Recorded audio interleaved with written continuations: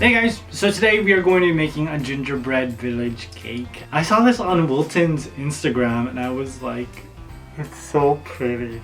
Oh my gosh, this cake is so pretty. I need to make this cake for my YouTube channel. It's so pretty. They did an all-white version of this cake and I decided to add a few more colors and a whole bunch more decorations. So let's get started.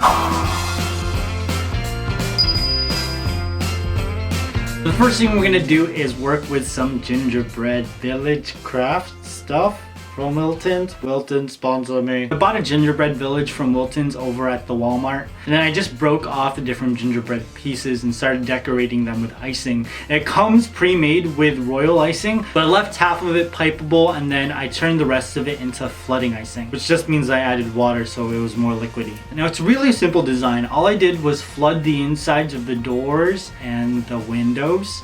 Place them on the roof so it looked like snow had settled on the top of all of the buildings. Now some of these pieces were actually supposed to be for the side of the house, but I turned them into buildings also because I think that's what you're supposed to do. I don't know. That's what I decided. When the flooding icing started to crust, I outlined it with some pipeable icing. Then when they were all completely dry, I took my pipeable icing and then added a little bit more detail just so that it looked a little bit more detailed, which is why you would add a little bit more detail. I wanted a lot of people to be able to live in this village, and while I was decorating the rectangular building structures, I actually was imagining like me building like an upscale apartment building and then also building like affordable housing units so that everybody can live in this village. See, I was thinking about everybody. Finished all of those and set them aside to dry for about a day, and then I moved on to my cakes. I went on the Wilton's website and it told me to bake an 8-inch and a 6-inch round cake, but I screwed up because I thought that it was going to be a bigger cake, so I baked a 10-inch cake and an 8-inch cake. So I had to cut the 10-inch cake down. Each tier is made up of 3 cakes and each cake is an inch thick. And I decided to go with vanilla, strawberry, vanilla. But since this is a gingerbread cake, you might want to just do a gingerbread or like a spice flavor, you guys. Cause that would be like so cute. But because the cake is blue, I thought it'd be really cute if it was like white and pink and white with blue icing. And then I did all the necessary cake steps. So cake, buttercream, cake, buttercream. Then I did the second tier. So cake, buttercream, cake, buttercream, cake. Is that 3 layers?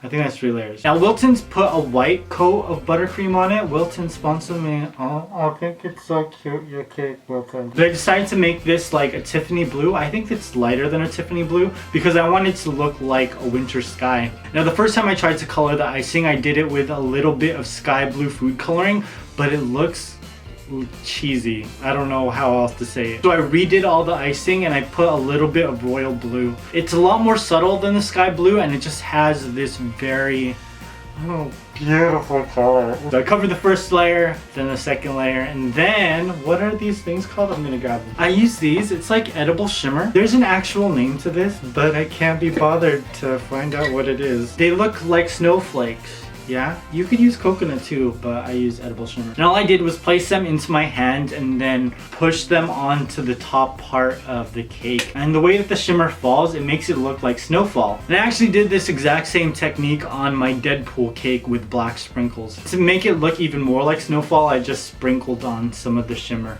onto the side just like this. Then I took the shimmer and then sprinkled it to the top of the cake. And then I repeated the process with the second tier of the cake.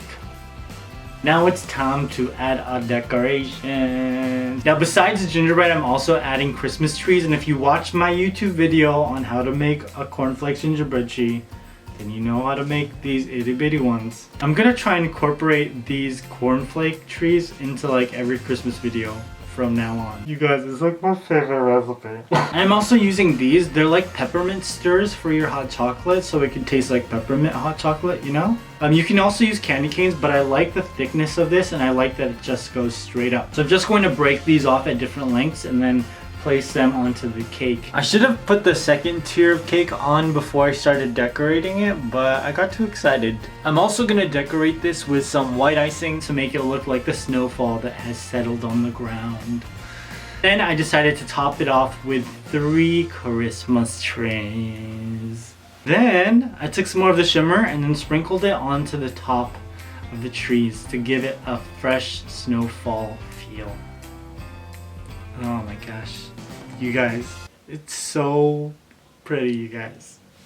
Wilton's also sells these miniature gingerbread men that you could put in their like gingerbread houses, and I didn't have to make gingerbread men from fondant, which made me so happy, so I just bought them. This one on the top, it looks like she's having like a mental breakdown. Her face is all like squished and it looks like she's like overwhelmed with the amount of presents she has to buy, so she's like, you know what?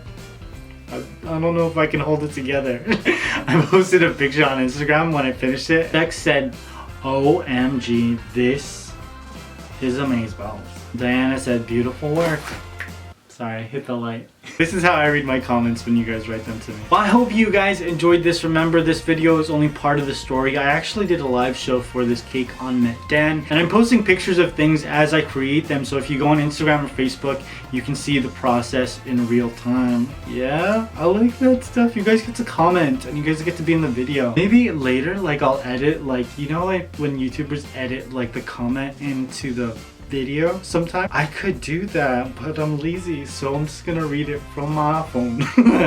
But maybe later when I've got like a crew, it's gonna be a long time before that happens. Now I have a whole bunch of holiday videos for you in a playlist, and I hope you're having a Merry Christmas or just celebrating the wonderful holiday. I will see you very soon. I love you. Bye.